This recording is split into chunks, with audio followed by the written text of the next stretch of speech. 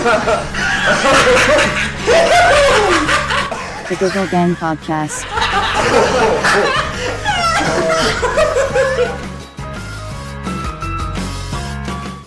Well, when I was a kid, I'd have like my hair shaven. Do you know what I mean? It'd be like Right. two at the top, maybe like one or something. Is it like an afro if you let it grow out of control? I wouldn't really call it afro hair. It's more like, 'cause afro hair is more for like darker skinned people. I'm mixed race, obviously. Yeah. Well, obviously the audience can't see that I'm mixed race. Yeah. But I'm just gonna let the audience know that I'm mixed race. Light skin for the win in that. But now you obviously you get half of the genes in it, so it's kind of like afro-y hair, but obviously some of the white counteracts in it, so you can do other stuff with it, if that makes sense. For example, I used to have a high top, like Will Smith back in the 90s, sort of thing like that. When I was around the age of maybe, I was growing it at like 15, and I didn't get it right until I was about 16.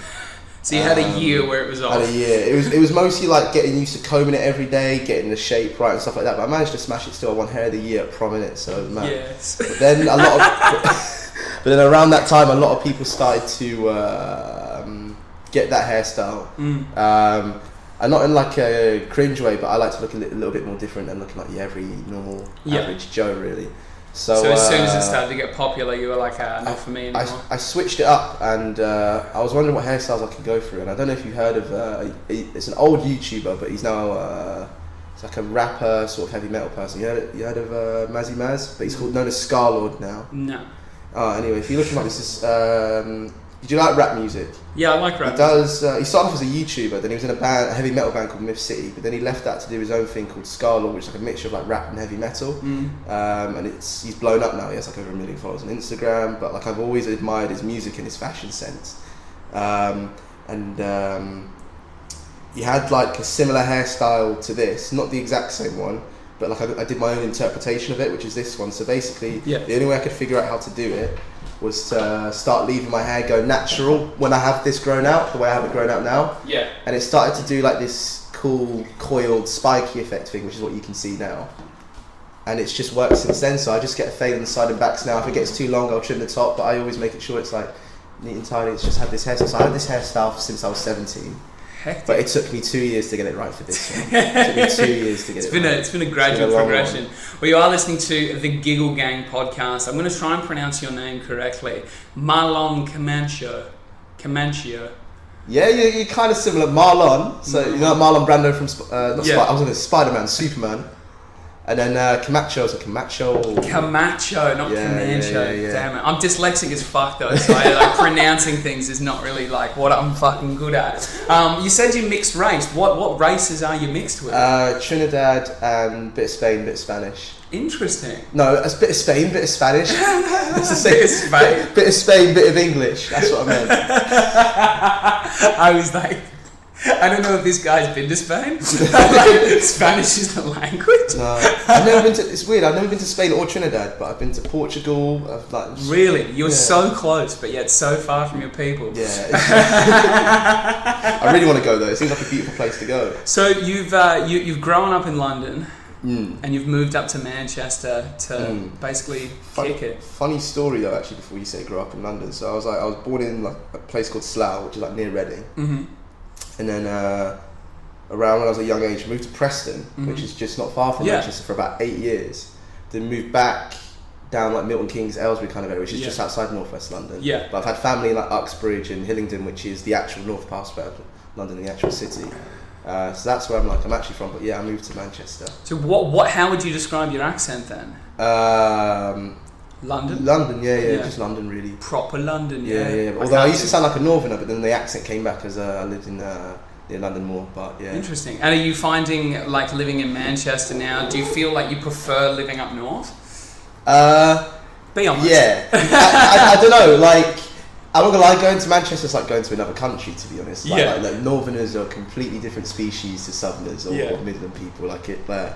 But I give them props. Like Northerners know how to party, basically, if you know what I mean. But I do love Manchester. Like, it just gives like this vibe where like everyone's welcome. It's given me like so many opportunities already. It's been crazy, bro. It's been a crazy couple of years, and I hope there's going to be more. Absolutely, I love Manchester as well. It's like it's a tiny city in terms of like geographical size, but there's so much going on. Yeah. Like it's so big in its like approach, but so small. Like we could walk to the other side of Manchester in less than an hour. Yeah, it's got a big personality though, isn't it? Yeah, do you know what I mean? Everything's fucking happening here. So what has been happening for you? You're working on radio now, and you've been studying radio at Salford University. So funny story. If you want to go back all the way to the beginning, because I've not always wanted to be a radio presenter, but really? like there's been moments where like I've been drawn to it, but like it's taken like a long process. But now it's your focus. Would you say it's like the one thing that you want to do now? So when I was 12 years old, I remember our school had this thing called Arts Week, which is for a week you do all these arts and crafts, or you do this filming, or you go into the tech side of filming and stuff like that. So it's just to learn how the film industry works, basically. Yeah. And I got into the actual filming bit where you get to actually film actual like short films. You can make animations, all that jazz. And I fell in love with it. And then I wanted to promise myself when I get old enough to do that as GCSEs, I'll go for it. But originally, I wanted to be an astrophysicist, but then I realised I wasn't smart enough to do science. What the fuck? Why did you want to be an astrophysicist? Because I really like space and all that stuff, but then I realised that you had to be smart for that, and like I got like a C or a B in science, so I couldn't really do that for A level.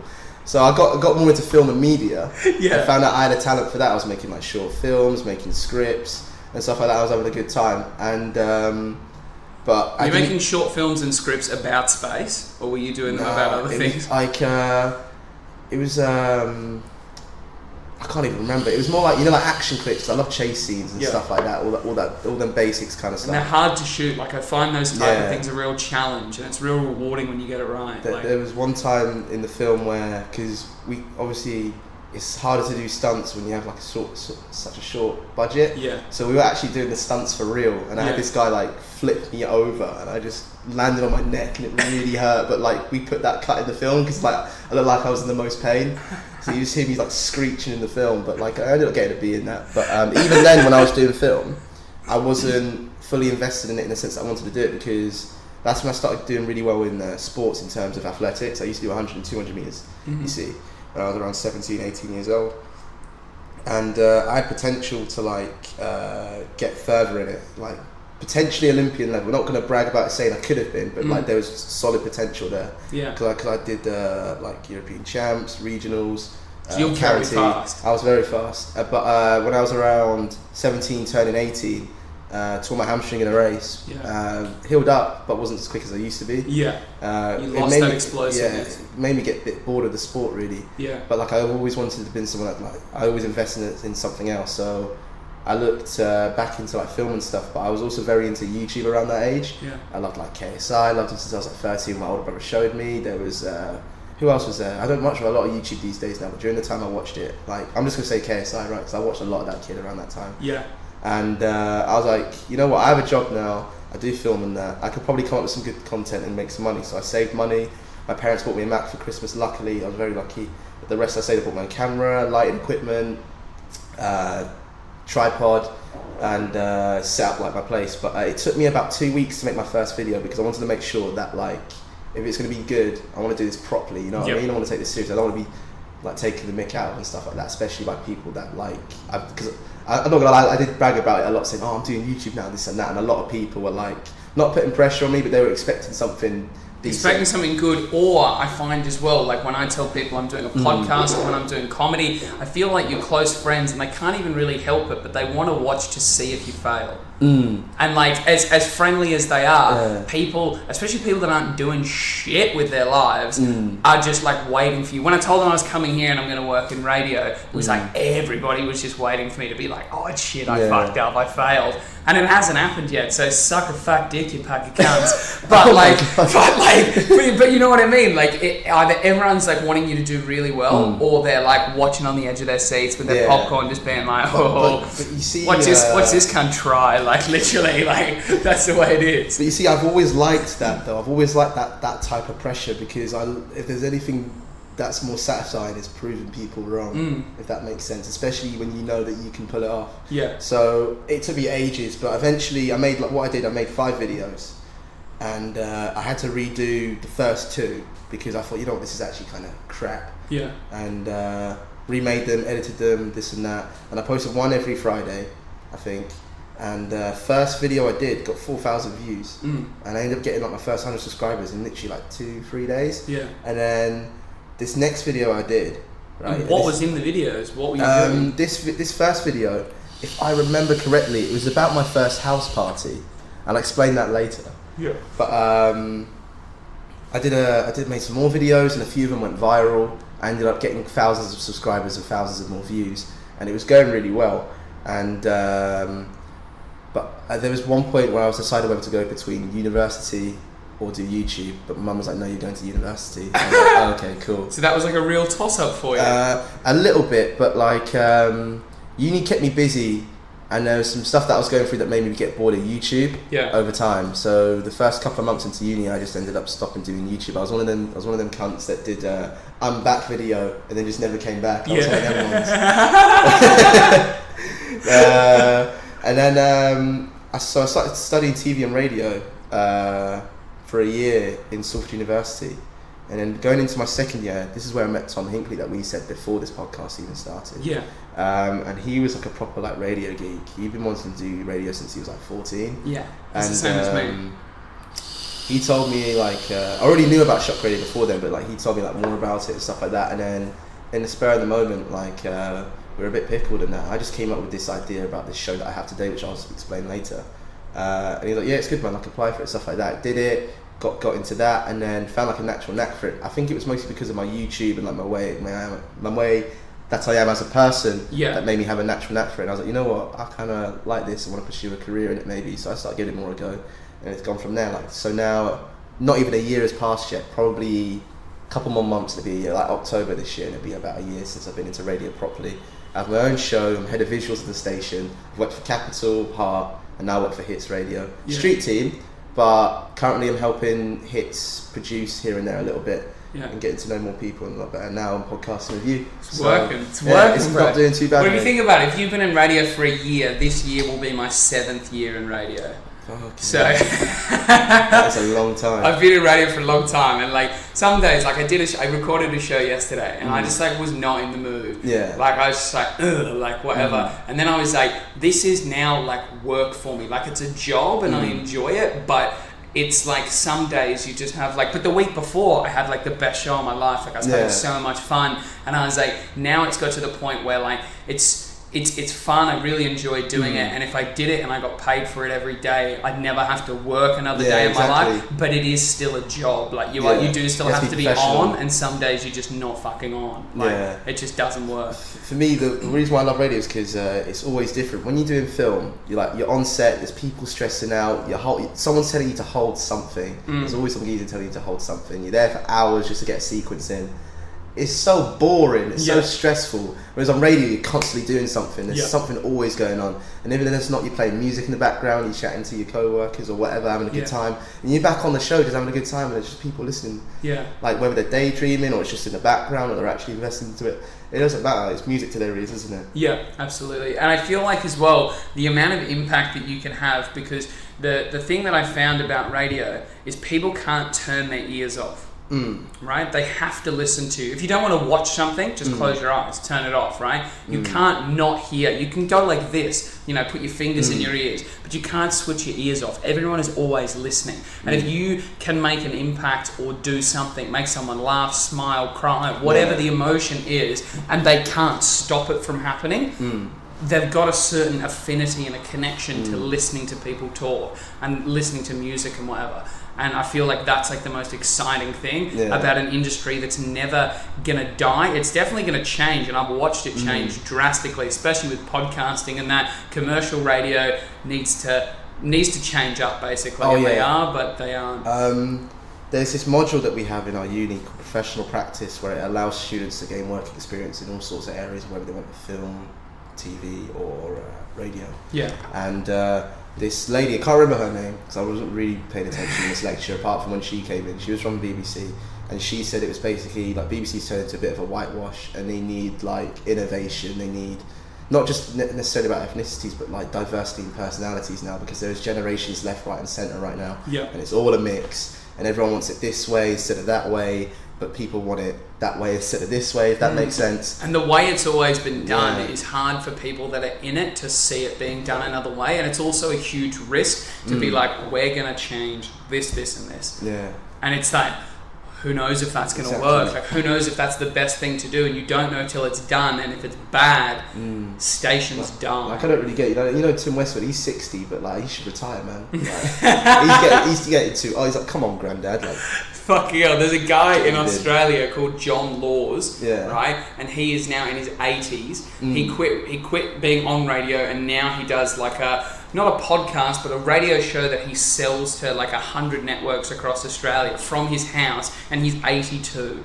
And Jesus. he is literally like the king of radio in Australia, like the longest serving radio announcer ever, the richest radio announcer, richest media personality. He is literally, and he's just like running his own race. Like, he just wakes up and he's like, time to record the show, walks into his fucking studio in his house and just gets people to ring up, talks about racism, politics, fucking food, anything. He'll talk to anyone, and it's just talkback radio, and he's got fans everywhere. That's the life, isn't it? Like, I it's think gangster. someone who I admire, and only recently, because I thought he was just a bit of a more of a character than an actual person, but I found out he's an actual genius. So you obviously everyone's heard of Charlie Sloth, right?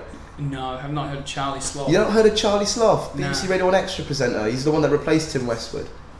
No, I'm not big up on British radio stars. If you ever go into British radio, defo one you should look up is Charlie Sloth. He does Radio 1 Extra. He does the rap show, which is from 9 to 11, and does 2 other shows with BBC, as well as being a hip hop DJ. There's this thing called Radio 1 Academy, where it shows people that have made it their stories. This is either artists or presenters, to like certain people to like as inspiration and blah blah blah. But there was a video on YouTube of what he was doing, and in 2006 he was 19, had a kid, could barely afford rent, this and that. But like he could do producing, DJing, presenting, all on like a high level. But he kept getting rejection. But he was also a person like us that you don't really give up, no matter what. You want to keep failing in order to succeed, right? But his like persona and like how he managed to get where he was, it was all about branding. Basically, because he said that if you go into a shop and buy a can of Coke and you take a sip of it, but it's lemonade, you're going to be surprised, aren't you? Because the way Coke is branded, the way it looks, the shape it is, you know exactly what you're going to get. You know exactly what you're going to get. You're going to be surprised if it's going to be lemonade, isn't it? Even the colour of the can, like psychologically, is synonymous with the feeling. So they did a study, and it was basically like when people pick up a can of Coca-Cola, right, the same thing triggers in their brain as when they drink it. Right, so the feeling they get when they touch it, the colour, the feel, the coldness of the aluminium can, and it's all they've got to go on is the colour, because what's different to picking up a Fanta or a Sprite, for example, right?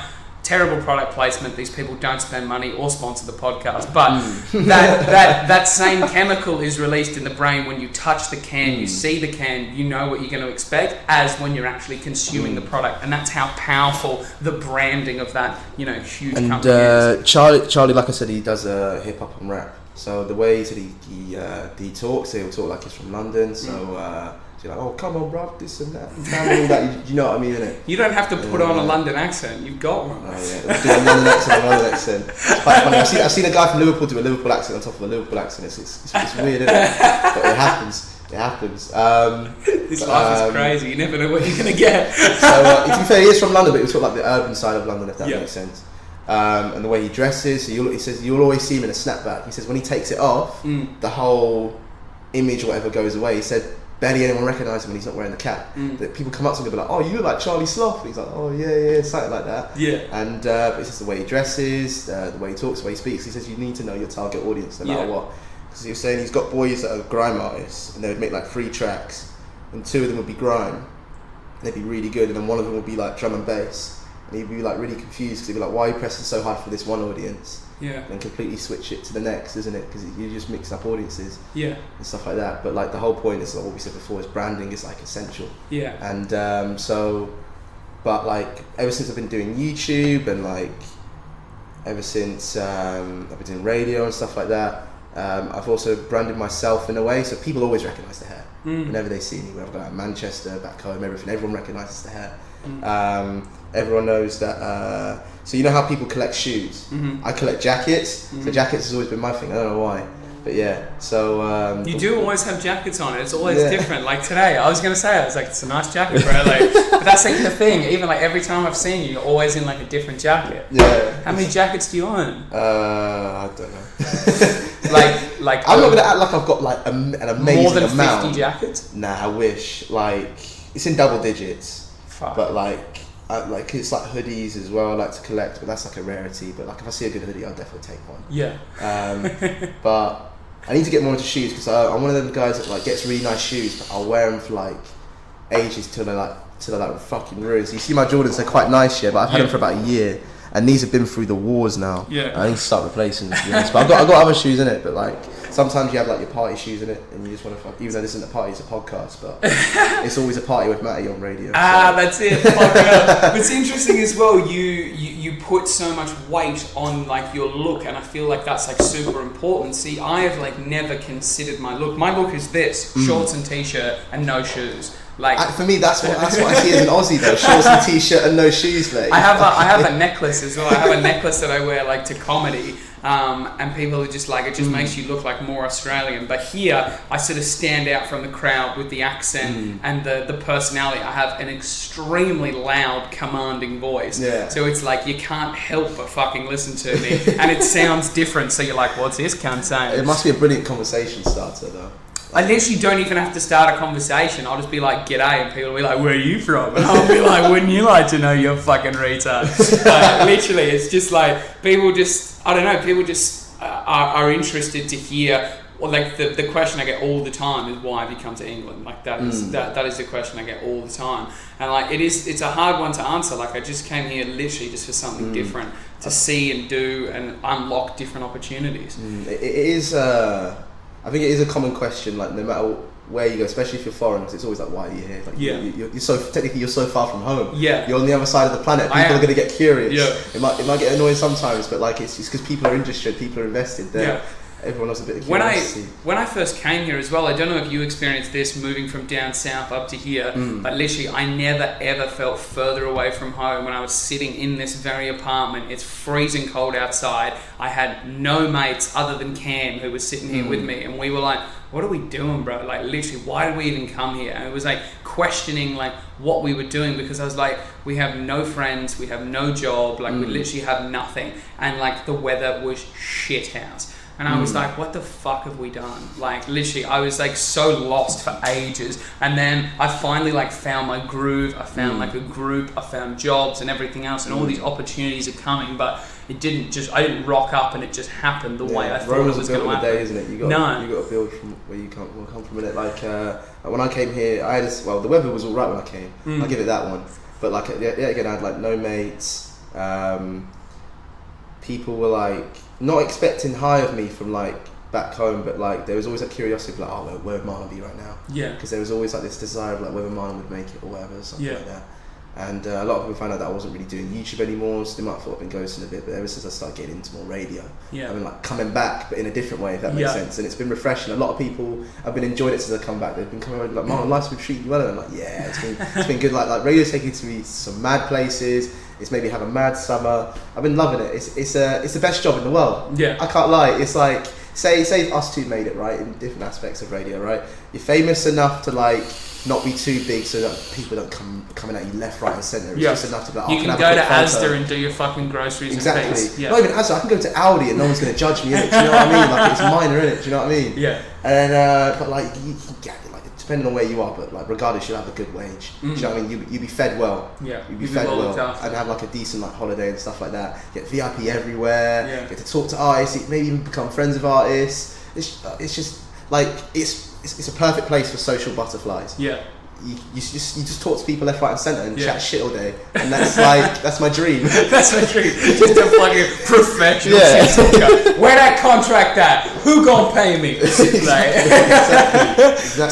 Speaking of money though, I wanted to revisit. You said you were a fan of KSI. What do you think about this KSI Logan Paul boxing fight? I think it's very interesting. So KSI literally just started out as a guy that just made FIFA videos. He was just a comedian that just like loved taking the piss. Basically, took nothing seriously. And as being that 13-year-old boy watching this 16-year-old kid just take the piss, it was a good laugh. You know what I mean? It was something new. It got me into YouTube because I didn't know people would do that on YouTube. Because normally when I looked on YouTube like ages ago, when it came out in like 2005, 2006, 2007, you just saw, I'd say memes, but no one really declared them as memes. It was just, you watch certain funny videos that were just on the internet. There wasn't actually people famous for having a channel. Yeah, a YouTuber wasn't a thing. Like PewDiePie came in, KSI came in, Zoella came in, Casper Lee came in, later the Sidemen came in. All these cunts just came from fucking all over the four corners of the universe, basically, right?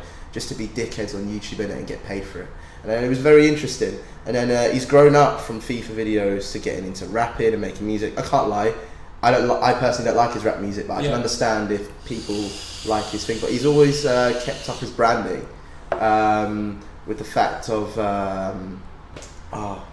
his target audience. He's always known his target audience is to be a young audience, isn't it? So most of his fans, admittedly, are like of young age or mentally young. Do you know what I mean? Immature. But with this whole boxing thing, I think it's very interesting. Like, he set the world record for the most amount of live streams, like on YouTube, 20 million or something like that, with Joe Weller, and won, and called out the Logan Pauls. I don't know if it was like a publicity stunt to call out the Logan Pauls for what Logan Paul did with that Suicide Forest video. But I think it's kind of smart in a way. One, because everyone kind of wants to see both. Like, haters want to see KSI knocked out, and haters want to see Logan Paul knocked out. So that, and like, I don't think anyone's getting knocked out. Do you not think? No, man. They don't have the boxing skill. Like, I'm a huge boxing and UFC fan, like huge. And neither of them, I've watched videos on both of them training, and I don't follow either of their YouTube careers. I'm looking at them as boxers, right? Neither of them have the necessary ability to knock either one of them out, and I'd fuck both of them up. Like, literally, they're not good. It is literally the biggest cash grab I've ever seen. But I'm interested from your perspective as being a fan of his YouTube. Are you a fan of watching him box, or do you not care? A little bit of both. It's more the curiosity of, I just want to see one of them get knocked out. I don't care who. It'd just be funny to watch. It would. But it's like a fucking like a shit show. It's like a train wreck. It's like, you know, you might as well get fucking who's the Prime Minister of this country? What's her name? Theresa May. Yeah, Theresa May. You might as well get her to fight fucking Boris Johnson, mate. It literally, like, that's the level of fucking just complete madness. Or like, get her to fight Donald Trump. I think it also makes YouTube a bit more interesting, because there was a period where it's just fucking boring, isn't it? Like, everyone started getting boring. YouTube kept fucking up monetization. Everyone was getting pissed. YouTubers were beefing left, right, and centre. But now this is coming the way. It's been a bit of a distraction. Everyone's more focused on that, and it's made, I don't know, YouTube a bit more a happy place, because then like Ninja came out when Fortnite came, couple more, I don't know, I can't name certain YouTubers, but there's been all this new stuff, and I don't know, it's given YouTuber, it's made YouTube last, it's given YouTube time to probably innovate a bit more, if that makes sense. It's made it a little bit more, because there was a time where it was like peaking, and it was just gradually going down, getting boring. Like, people at our age just barely watch it anymore, let's be honest. Do you feel like the most frustrating thing for companies like YouTube and Facebook is because they're at the head of the curve of this like technological change, they're always very wary to sort of change the business model or change the way things work, because they don't even know what they're going off. It's not like they're following anyone. They're at the front of the queue. So they're like leading everyone else, and they're just like, ugh, we don't really know like where the fuck to go. I think with YouTube, they play it a bit more clever, because Google own YouTube. So, and Google's a search engine. And the way YouTube's algorithms works and all that, and the same with Facebook, it's like whatever you type on the internet, that will pop up on whatever social media you're on, right? So it will always, the reason why it doesn't necessarily look at its target audience is because the way that algorithm works, it makes it fit with your own target audience, if that makes sense. So let's say the target audience is just you. Let's say on your Facebook, all you search about is like dogs, right? And all I search about is cats. You're just going to see all stuff on the internet to do with dogs. I'm going to see all the stuff with cats. It shows what you like. That's why it's so popular still, if that makes sense. It doesn't need a target audience because its algorithm does it for you. It's also bad though, because it's also like an echo chamber in a way where if dogs and cats, say for example, I search something really untoward, right? Something really blue, naughty, you're not allowed to look at it. That's all I want to look at. That's all they're going to show me. It's almost like I become desensitized to it, or I only think that that's the way of doing things. That is a clever way of looking at it. Yeah. So I can't lie, porn adverts are weird, bro. Yeah. Porn adverts are weird. You see like some blue woman like fucking some like creature or something like that. It's like click on this. Click on this. £1 membership. Suggested for you. Yeah, it's like, oh mate. Or you see like, I don't know if you've seen this shit, but like there's like this guy that's like really short in it. He just gets picked up by like some woman in it, and they just start ramming him in it and stuff like that. I'm like, bro, this kid's living the dream in it. Like, this kid's living the dream. There's midgets just getting fucking thrown into the walls and shit. Like, speaking of craziness, I wanted to get back. You said there was a video that you made from your first house party. What happened, bro? Revisit it. So I was 16. And this was like year 11, so I don't know if this is like in Australia, but year 11 is like your last year before you do like college or like your A-levels, or the next important step to basically going to uni, basically, if that makes sense. So that was when like shit started to go down. It was like house parties were coming out for the first time. You're old enough to do that, this and that. But my parents are the type of people who be like, oh, I don't want to be under the influence of this, you're under the influence of that. It was fucking shit. So I lied to them saying I was going to a sleepover with a mate. And technically I was, but we were also going to a party at the same time, right? You were going to sleep at some point. Yeah, this was going to be like my first proper house party. So I wanted to go ham, so I got like some booze in, got like a massive bottle of vodka in, some beers in, got a trim, got some gums. Like, I was looking fresh in it. For like the 16-year-old me in it. Looking back, I probably look like a fucking nonce. But like in that time, like that time you thought you were cool as fuck. Back in 14, we were fucking doing bits, but fucking got there, right, and had quite a bit of vodka and coke, and then just bear in mind, this was like the first time I had alcohol like properly, and I didn't really know the extent of how much it can fuck you, and then this girl called Liana poured, lovely girl, poured some wine in the rest of the vodka bottle, and it's one of them, normal size Smirnoff bottles. So it was half of wine, half vodka in it, and my mate made me down it all in it. No. I have no fucking clue how I did it. I couldn't do it now, but I have no clue how I did it, but I did it, and I was waved in it. I was waving. It's one of them parties where everyone was fucked. Like, I remember there was this one time you're 16 and you had a wine and vodka mix and you downed 700 ml. Legit. Someone had a massive crate of like Diet Cokes, right? And it's so unsafe. Like, that's fucked up. Like, this is England, mate. That's why you're all fucking this is England. That's why you got to go hard or go home, mate. That shit doesn't happen in Australia, bro. I went hard and I went to hospital instead of going home. Anyway, I saw these crate of Cokes. I remember, for some reason, I screamed yummy.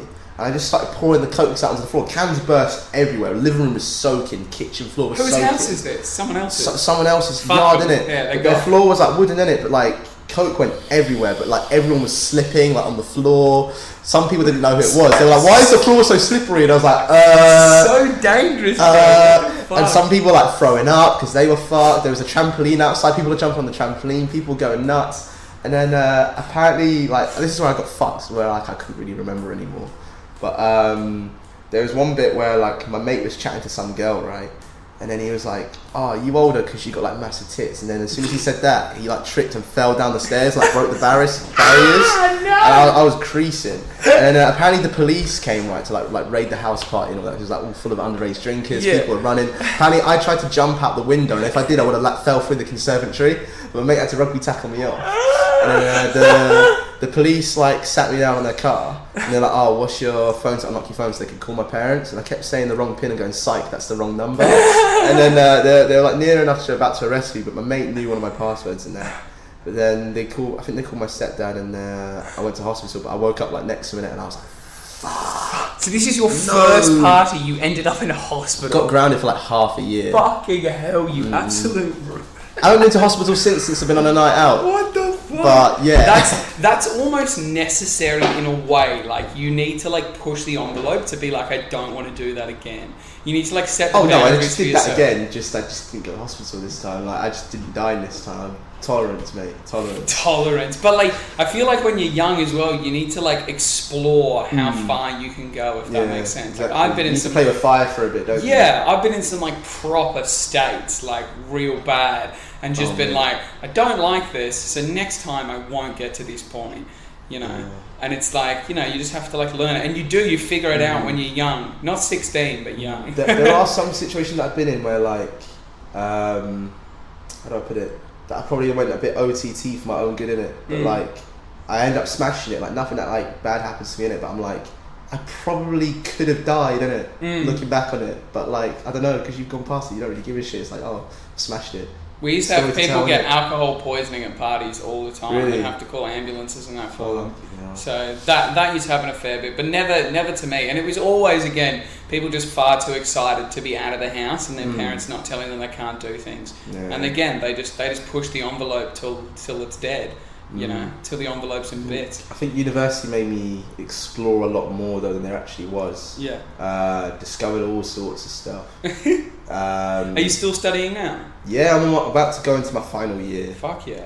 So what's going to be the plan? Have you thought about what like life after uni?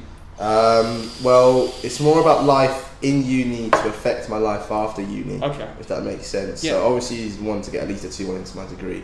But the degree's pissed enough easy for me to not necessarily worry about it too much. Obviously it's important to me, but there's other stuff that you need to do on the outside that's just as important or the equivalent, right? Also, so you did the same degree as me, and I felt like I could do very well in that degree with my natural ability and talent. Yeah. And it was more about, as you said, organising things, creating opportunities for yourself while you're at uni. So when you leave, you're not completely useless. Exactly. You're not just a cunt with a piece of paper being like, give me a job, please. Exactly. So Like, obviously, you know, on the side that I also film for DJs, but that's mostly just a hobby. But I like seeing where that's taking me, because that's taking me to one, some funny places, 2, some sick places, and 3, it just looks nice in my portfolio. yeah.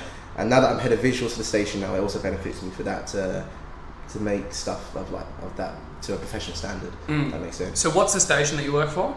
Shock Radio. Shock Radio, which is Salford Uni So radio. Salford Uni, yeah, it's a student station, but it's one of the best ones in the country. I think it's like top 5 at least. Okay. Do you get a lot of traction online? Because obviously, like the signal would only reach so far. So, like a lot of your external listeners, do you get a lot of traction from on other parts? Facebook, we have over 4,000 likes. On Instagram, we only have a few hundred followers. Yeah. On Twitter, I'm unsure. Yeah. On Twitter, but I reckon it's about the same as Instagram. Okay. But with Facebook, it's really popular. Yeah. There's been many presenters. Can't say names because from the top of my head, but there have been numerous people that have worked. There's been, because I'm in the committee now, and there's this status thing of how many people have been hired from radio, like by BBC alone, from Shock Radio. 24 people, in like the past like few years. That's pretty good. Which is pretty good. How long's the station been around for? Do you know? I don't actually know. That is a very good question, but I only just got into it last October. Yeah. I'm still learning loads of new things. Mostly the actual, like, not just the history, but like the actual value of Shock itself, like what it's about and stuff like that, which is also what I'm trying to learn. What else is there? So plans in terms of for after uni. I told you about this thing called Demo Factor, but in case the audience doesn't know what Demo Factor is, it's like They probably don't. it's basically like Britain's Got Talent, but for radio presenters. We know someone called Tom Hinkley, don't we? Yeah. Where I told you this story earlier, where he did it, handed in his demo, he won it. I know he got work experience with like Radio 1, Absolute. He was working with a couple of presenters for Capital anyway beforehand, but they're the ones that helped him make his demo and stuff like that. So he's got Capital on his chest now. So having all that stuff behind your belt puts you on the map basically more than most people are. So you're more likely to just get hired by not only just like most radio stations, but like the big ones that you want. So like dreams can come true then, basically from stuff like that. But you can also win an SRA, which is a Student Radio Association award, where certain people, I think Nick Grimshaw's won one, and now he's like, look where he is. Yeah. Do you know what I mean? So Nick Grimshaw's huge. I literally, like, people come up to me and they're like, "Oh, you're going to be the next Nick Grimshaw." I was like, I didn't even know who that cunt is. And then I like researched who he was. So I was like, oh, we have like a few like similarities, like sexuality wise. No, not sexuality wise. No, I'm very happy with my girlfriend at the moment. Oh, you got a missus? I never knew that. Yeah. Only very recently. Yeah. British. Fresh as, British. Yeah. I don't like the British women. Yeah, you was telling me about this. She was telling me about the difference between, like, forgive me, like between Australian and British. And your missus to hear this in case she's she'll listen. She knows the fucking score. I don't like English ladies, but I like that particular one. That particular one. But yeah, the difference between English and Australian women is just astronomical. I remember I went to St. Patrick's Day. You know what that's all about. Went to Belfast last year for St. Patrick's Day. Met an Aussie bird in it. Yeah. And ended up like pulling her, and it was like one of the best experiences of my life. I felt like Mr. Worldwide. You know. I felt like Mr. Worldwide. Mate, it was brilliant. I can see why Aussie birds are better. Mate. They are very good, but there's certain qualities that I like about English girls. The one thing that I didn't like about them is their accents, typically. It depends where you're from, obviously. Like, yeah. There's this one girl that I know that's from Liverpool, and she needs subtitles. There's like you get girls that can be like from Essex and sound really have like they sound like they have a really low IQ basically. Yeah. And then you got people from Manchester, which is just a basic northern accent, really. Yeah. But I don't know. Do you know that the Mancunian accent was voted the sexiest accent in the country recently? I don't really blame them, to be fair, because I've got some Manchester girls before, and like they're all right voices. Their voices don't do my head in. So it's all good. But like, it's all good. I can get what you mean, but like you get basic girls everywhere. You got basic British girls. I reckon there's some basic Aussie girls. Oh, you know absolutely, what I mean? yeah. There's like, some fucking there's some dirt everywhere. There's some dirtbag blokes as well. Like you know what I mean? Like there's just dumb cunts. Like I feel like natural selection needs to be harsher. I feel like we're putting too much effort into keeping stupid people alive. Oh God, I feel Jesus. like. Don't you think though? I feel like some people we could do without. You know. Oh yeah, you're not wrong. Like, you know, like Donald Trump and he's pretty important at the moment. Kylie Jenner. Yeah. You don't need them. I don't mind the Jenners or the Kardashians. I think they're quite smart in terms of like business people, and they have a place and they serve a purpose and all the rest. But at the end of the day, the content that they put out, I don't like to consume. I think when you deep it is all about branding, though, isn't it? Because them They're specific the ultimate people that brand. like that. Yeah. Is also what a lot of people are like today, if that makes sense. Yes. You know, like how do I put it?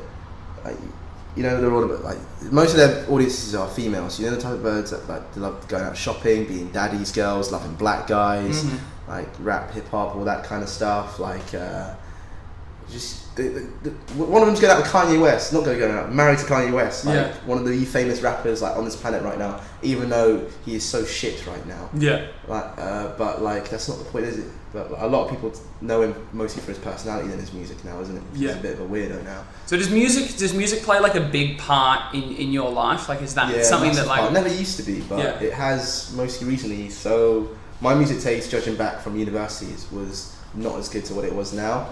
But I think radio got me a lot more into music than I already was. But everyone always asks me what's my favourite type of music, it's this and that. But like, I don't know, the way I see my music is how the way I see like the way I socialise with people. So like I said, I'm a social butterfly. Yeah. If people are nice to me, I'm nice to them back, really. Like, I'm all about good vibes and good tribes, to be honest, and good times. Yeah. And it's like, with music, I just like what sounds good. Yeah. So I can go from like hip hop and rap to like house and drum and bass, or bass line, or I don't even mind, like I like house music and drum and bass. I'll also have some rap, but then like I'll listen to like some country music and I'll be like, this is cool. Like, yeah, if it sounds nice, it's good. I won't necessarily might not do the artist, but I like the song. The song, correct? If that makes sense. No, I don't even really get like. Are you the type where like if a certain band or an artist is coming, you're like, oh, I need to get tickets like to see. Oh their yeah, show. 100%. I was like that with Post Malone. Yeah, I can't lie. He was on the lineup for Wireless. Me and my mate Owen got tickets like straight away. He was really good at Wireless Festival, and I'll be seeing him at Leeds as well next week, so that'll be pretty good. And Travis Scott. I can't wait to see Travis Scott. I'm going to Creamfields next week. Creamfields? Yeah. Oh, you I've never been to like a proper festival. Like, bro, British festivals are disgusting. I went to Parklife. Did you? And, like, yeah, I almost died. Like, yeah, same. Like my legs are like so sore because I go like so hard. Like when I dance, like I'm fucking dancing. I'm there to put on a show for myself and everyone around me. Like it's a hectic session. Like we were there like Carl Cox, the last act, and I'm like, guys, I can barely stand. Like literally, I was just in pain. I was just like waving my wrist like this. Did you see A$AP Rocky? Yeah, I think so. Look, to be honest, it was all a bit of a blur, to be fair. I was very, very fucked. One of my favourite tents though was the Metropolis tent. You know, you just played bass line and drum and bass. Yes. And shit. Oh mate, it went it was too sick. It was too sick. But I'm excited for Creamfields to. I've never like camped at a festival. Well, I have, but when I used to work in Australia, I worked for an entertainment website, and I would go to festivals and like interview like bands and artists for the website. And I was camping, but I was like camping in like a staff tent basically. Yeah. And then I would go and we'd have like office spaces with computers and air conditioning. So it was all very. And I wasn't there to like fucking tear it up and have a laugh. I was there to fucking work. So this is like the first festival I've actually gone to as like a festival goer, and I'm gonna camp and just like be amongst it, and I don't know how I feel about it. It's dirty. Like the first camp festival I went to was Reading Festival, and it's just grime. You just have to be a dirtbag for the weekend. Well, we don't even have access to the shower block. Like we got like the cheapest like wipes and dry shampoo, mate. Yeah, that's all you need, mate. And then the rest is history. Yeah, some deodorant, obviously, because you don't want to smell in it. But I'm not. I think I'm happy that I'm going there, and I've got a lovely girl that I'm very happy with, because I'm going there and I'm not trying to impress anybody. Like I'm gonna be a dirty boy. Like just like I'm not like literally. My mates are just like wake up in the morning, go fill up like a bucket or a bottle of water. He's like just tip it over you in your underwear, put your pants on, and you're off to go. Like, that's basically going to be our fucking showers. It's just a cold fucking thing of water to wake you up in the morning. I don't even go out to impress me, because obviously I enjoy the single life and that. Not even in a fuckboy way, innit? I'm just quite career orientated, innit? Right? And I've always been one of them people that I don't need to pull to have a good time. Yeah. I go out with my mates first, have a sick one. And to be honest, with that, ever since I had that mindset for these past few years, you just end up pulling naturally anyway, if that makes sense. I don't know why, but it just seems to work. Because I think what girls find attractive is that they don't want to see people have a good time. It's not an everyday fucking pull. It makes you look a bit of a cunt if you going out of your way. I feel like the thing as well is if you go out and you're like, oh yeah, I'm going to pull tonight, and then you go out and you don't pull, you're like, I had a bad night. Yeah. Whereas the night was actually fine. It's just that you set an expectation that you couldn't deliver or that didn't happen, and then you're like, oh, I'm disappointed. Shit night, shit club, whatever it was. The girls are all ugly. Like, who cares? Like, fucking enjoy yourself, enjoy your own company. Exactly. The things that because the reason why I say I don't really need to be impressed, Matt, is because I've been in some absolute states where I'm surprised girls would get with me in it, if that makes sense. But somehow I've had girls getting with me in some horrific states. I'm talking like jaw taking a swip for the swing set, basically. Fucking cutting shapes, like not even cutting shapes, irregular shapes. Fucking doing a fucking year 4 geometry lesson in fucking shapes. They're like, what's a triangle? Like, mate, I was all over the place, man. Bro, but to be honest, I'm all about good times, man. Like, that's it. As long as the sun's shining. I like what you said, good vibes and good tribes. Yeah. Like, it's all about the people that you surround yourself with. I got that from an Aussie cartoon. Really? You know, the Big Les show. Oh, really? The Sasquatch. She goes, good tribes and good vibes.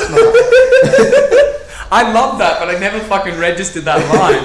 But like I was saying as well, like for New Year's this year, there's been a lot of talk, where are we going for New Year's? Oh, we should go to London, we should go wherever. And I was in Dublin last year, and I had the best time. I was at Antwerp.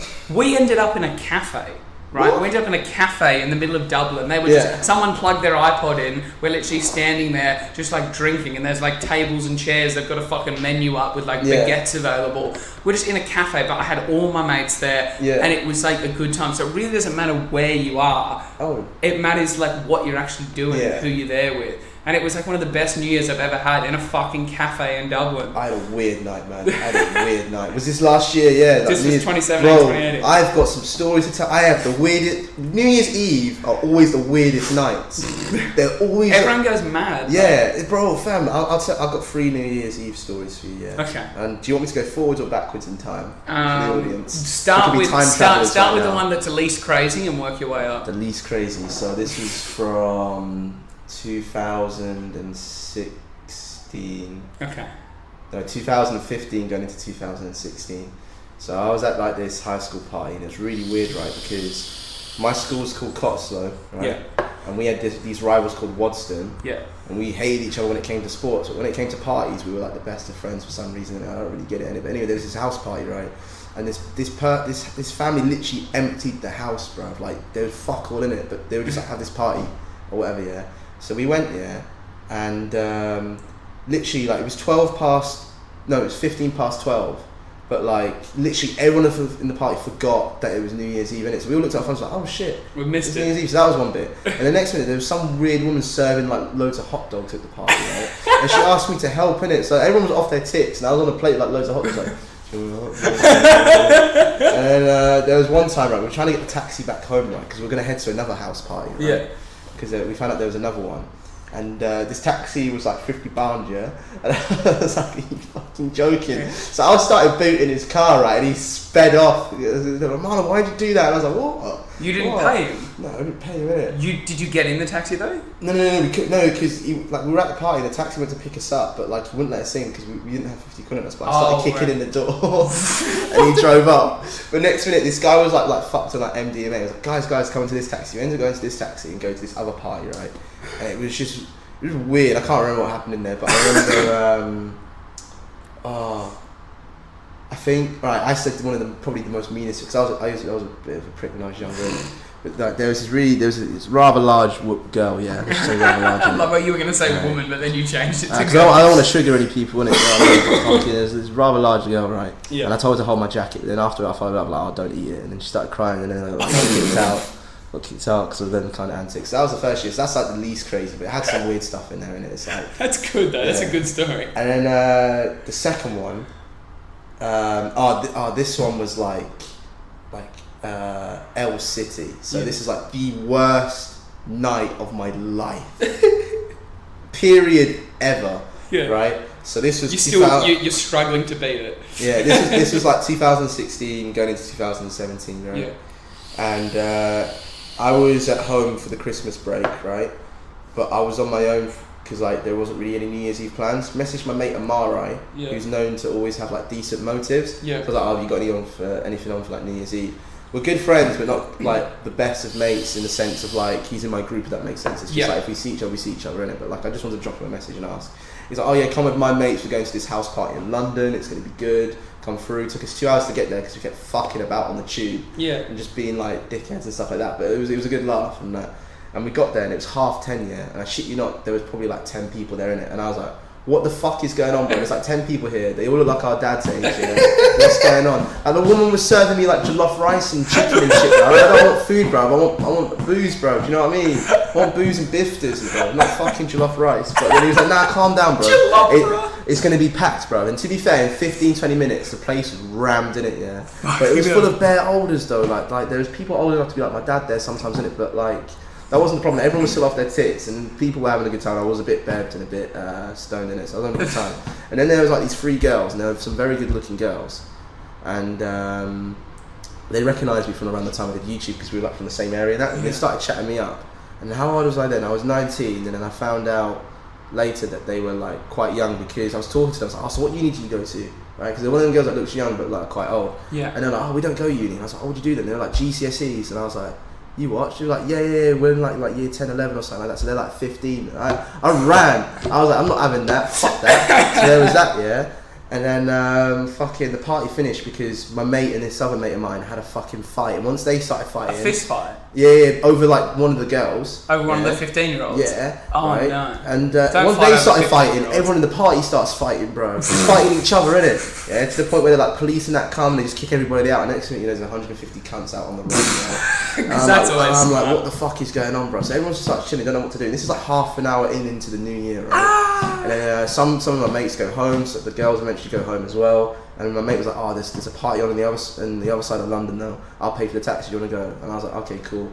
Might as well try and end this night on a win. Yeah. It took us like an hour to get to this party. It was me, Amara, this guy called Kuda, and these 2 girls that I never met, but these 2 lads wanted to go like pull them and shit like that, so they came through. Guy spent 70 quid to get to the other side of London, only to be turned down from that house party because for some reason we weren't 25. You have to be 25 to be allowed in or something bollocks for some reason, yeah. What? So we were in the middle of fucking nowhere in London, like East London, yeah. And it was like 5 in the morning. I was like, Omar, I want to go home, man. And he spent £200 to go from back from London to Milton Keynes. Right? Oh my god! But like the only reason why we did it because I said, look, I've got a free house. My parents are away. You can like come stay over and like bring the girls back away because I just wanted to go home. I just wanted my baby. Yeah. And come back, right. And one of the girls keeps crying and like throwing up. Oh my god! House, what the fuck? And I'm Ditch like, what her, the fuck, bro. yeah.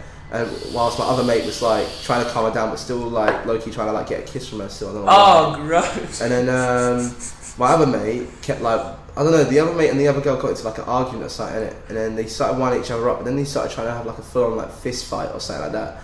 So I was just in the middle of it all, like, what the fuck, man? At your house? Yeah. So I was just flicking on through Instagram, like sitting on the stairs, so I couldn't be asked to deal with it. I wanted the heat to cool down after that shit, yeah. And then as I was doing that, I found out this girl that I was seeing at the time went back out with her ex without telling me, innit?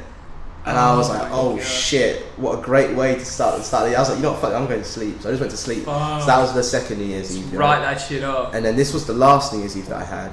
This was 2017 going into 2018. Went to Antwerp Mansion, had a sick night. Fucking, it was nuts. It was sick, right? And my mate Natalie, you know Fallowfield up in Manchester. Yes. She was like, oh, you can bring anyone back to the afters, right? And I literally thought she meant literally anyone in it. So I literally was just screaming in Antwerp, going, look, if anyone wants to come with me for an afters, yeah, just follow me, or you need the address, just let me know. So I invited like half of Antwerp back there. But little did I know, I invited a bunch of fucking weirdos back. Like, I mean weirdos, like people I never really You weren't screaming these people, you were just giving it away. We all just rolled with it with the house party. It was just really weird, and everyone was just like, I'm gonna come down, or just like ready to fuck, or just really stoned, or all of them all together. And was just like, weird night, mate. Weird night. I'm not bringing strangers back to the house again. No, I got banned from doing that. They're like, Marlon, you can't invite people like that anymore. That was what I used to do. So I used to live in this huge house with like 7 other people in Australia, and we'd go out like every Friday, and then I'd just get like a fucking squad together, and I'd be like, come back to mine. And I had like a huge backyard, a huge lounge that went out onto like a backyard, and then I had a pool. Yeah, I had a pool as well. So literally, like when because it was obviously hot all the time, so everyone had just been like sweating in the club. So I'd be like, come back to mine. Like bring drinks. You can come and bring drinks. So I never had to buy, and then we'd literally just chill out in the pool with like all these random strangers, and like some weird stuff would go down in the pool, just with like whoever wanted to come. I really want to go to Australia. It's like mate, it was the best house. It was a good time. Best house, best country, mate. Best country, best people, mate. The best in the world. Well, look, we've almost done an hour. If people want to follow you on the socials, where can they get you? Hit me up on Instagram mostly, because Instagram's my boy. Don't use Twitter, but I'm gonna get Twitter soon because I keep being told by people that I need Twitter. I used to have it, yeah. I just got bored of it, innit? But I need to make a comeback on Twitter because Twitter seems jokes. Yeah. So I'll probably make a Twitter on comeback, and if we ever do like shows more together, or podcasts more together, or you end up coming on my show, we can get a collective going. Yeah. Marlon_Cam. Yeah. It's easy. Marlon Facebook Marlon Camacho. You know what I mean? It's like. That's it. All blessed, bro. Easy done. And what's the name of your show on Shock Radio? Sunday Roast, every Sunday at 8. Yeah, we swear. Do you want to know what's fucking awesome? What? I'm starting up a comedy night just over there at the Binary Bar. Yeah. Yeah. Sundays, 8 o'clock. Is it? Stand-up comedy every Sunday. So it's going to be hard for me to come on your show, but we'll try and make... After I get it up and running, I can give like the MC and hosting job. We can always pre-record. If we can pre-record, that would be sick. Because then I can go to my own fucking night. And then if we pre-record, you can also come to the night and enjoy some free fucking comedy at the Binary Bar. Giggle Gang Comedy. Free jokes, free cokes. That's it, mate. Should be good. I don't know about the free cokes. I think fucking Mikey wants to make some fucking money on the bar, so you know, come sort us out. He's a G as well. The guy that runs Binary Bar, Mike, is just like a gangster. Like I've had a few other friends that have tried to start comedy nights, and it's sort of ended up all sort of going to shit, or they've had to change venues because the venue's not like cooperative. Literally, this guy, everything I ask for, he's like, yeah, cool, we'll do that, no problem. Yeah, 100%. It's just so good. Like, he's just so chill. He's like, yep, we'll do that, we'll do this, bang. He's like, you just make sure that people come here and they buy drinks and they have fun. I was like, that's the easiest bit. Yeah. And it's like, you've got to fucking host the venue, employ the staff, like all the rest, like all that fucking hard shit. I'd say what I've enjoyed about this podcast is that like we're both presenters and comedians, but two different type of comedians. Yeah. You're more like stand-up comedy kind of thing, and mine's more like the showman type, as in like, you know, like on camera. Yeah. Kind of like an entertainer, you know, like Eric Andre or something like that kind of thing. And I don't know, it just works. We've been literally same but talking different, bro. We've been chatting shit non-stop consistently for an hour, and when we meet certain people, you might have little pauses, it'll be like awkward. But no, we were born to chat shit, mate. This is why we need to make it, mate. Born to shit talk. Yeah. Well, look, check us out, Giggle Gang Comedy. This is the Giggle Gang podcast. If you want to follow shout out to me, Giggle Gang. if you want to follow me on Instagram, Matty, I've got to pronounce the T's in it because I've been saying Matty, but then obviously people in this country are like, Matty? Is it Madison? I'm like, of course it's not fucking Madison. Look at me. Do I look like a fucking Madison? So Matty, Matty .Shaw, and then an underscore at the end because Matty.Shaw was taken. But give us a follow. Mars, thanks for coming, bro. We're going to do some cool shit. Safe, bro. Easy. We'll catch you next week. Anna Spark is going to be on our next podcast, host of Comics Anonymous at Joshua Brooks. Very funny woman and Australian as well. Ooh. Watch out. Sexy gal. Is she actually fit? You don't know. I'll pass comment when the microphones are off. Catch you next time. Bye.